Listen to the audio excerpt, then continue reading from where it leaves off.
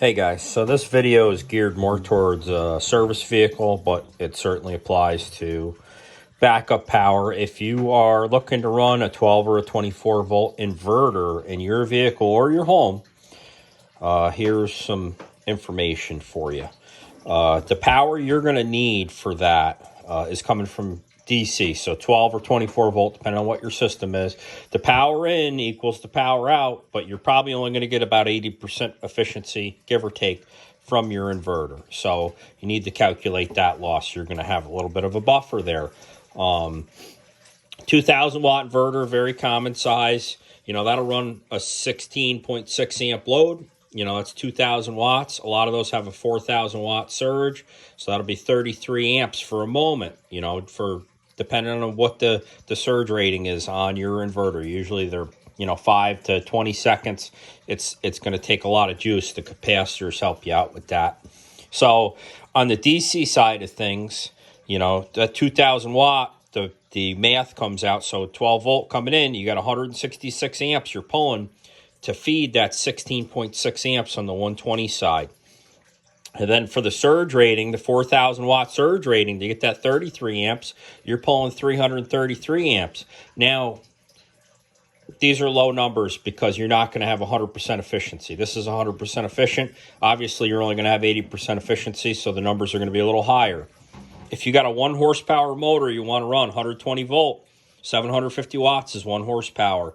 The lock rotor current of that thing starting is going to be about 5 times the amount of the running current. So you're looking at, almost the maximum capacity of a 4,000 watt surge inverter for a 1 horsepower motor. If you're going to do that, you got to make sure that you have big enough wires from your battery helper here, your friend that you leave out in the cold every day and abuse.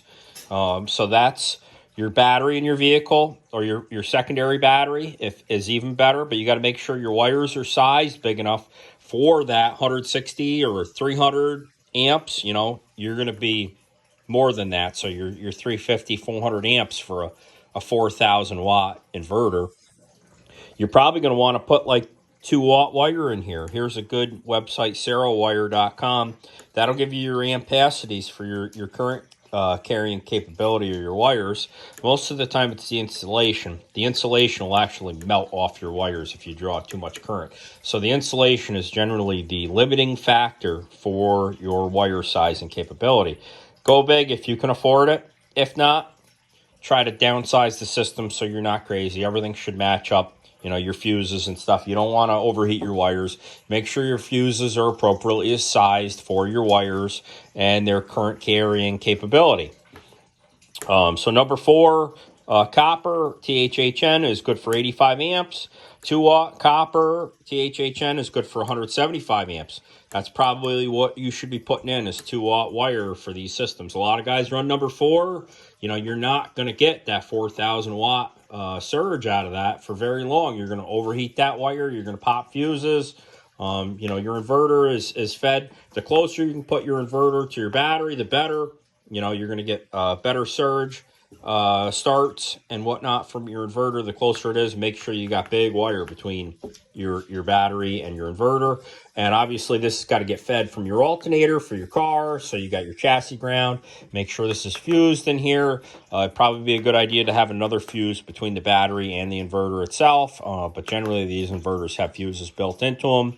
Good luck with that. The cheaper ones are difficult to repair, and they do have a lifespan. So if you're running this thing balls to the walls all day long, every day, the duty cycle on these are going to be short.